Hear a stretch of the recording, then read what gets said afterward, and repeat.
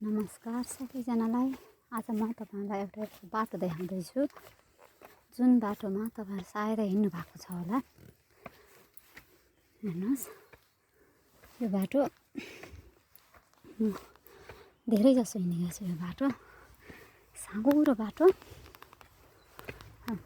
रुखहरू बढेर झन् साँघुरो भएछ। माथिपट्टि आकाश सायद देख्न सकिन्छ,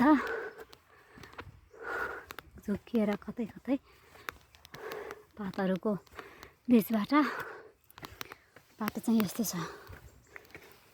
उकालो बाटो, पुरानो, अनि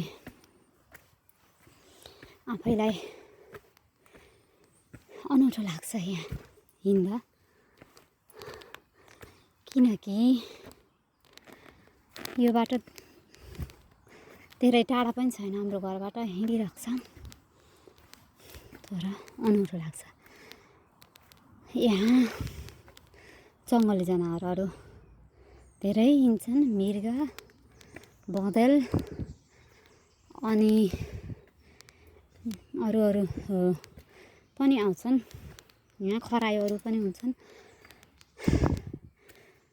अनि धेरै चराचुरुङ्गीको बास हुन्छ यहाँ। तपाईं सुन्न सक्नुहुन्छ। पहेँलको बुटो छ, यो चाहिँ ओखरको बुटो। अनि त्यसपछि रमाइलो लाग्छ यहाँ हिँड्दा।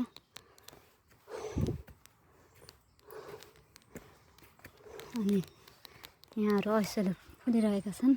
यो चाहिँ कालो औसेलो है, नझुक्किनु होला। यसरी फुल्छ कालो औसेलो। रमाइलो छ। ल हेर्नुहोस्, यो माथि म लगभग बिच जतिमा आइपुग्यो होला। तल पनि हेर्नु कति अँध्यारो थियो, अब उज्यालो त्यहाँ अँध्यारो छ किनकि रुखहरू पुरै छेकेको छ नि त। त्यहाँ अँध्यारो भइसकेको छ। त्यहाँनिर म यहाँ छु खुला आकाशमा, त्यहाँ हेर्नु पनि कति पाकेको छ त्यहाँ, तर टिप्न सकिँदैन। त पनि उस्तै छ, पुरै पहेँ रातो रातो भइसकेको छ। ठुल्ठुला बुट्टा छन्, पुरै छ। चराचुरुङ्गीको त्यसैले पनि चराचुरुङ्गीको आकर्षणको स्थल हो यहाँ, पन खान पाइन्छ भनेर। अनि म यो बाटो वहाँ माथिसम्म जाँदैछु। रमाइलो लाग्छ, चराचुरुङ्गी सुन्न पाइन्छ। बाटो छ यहाँ।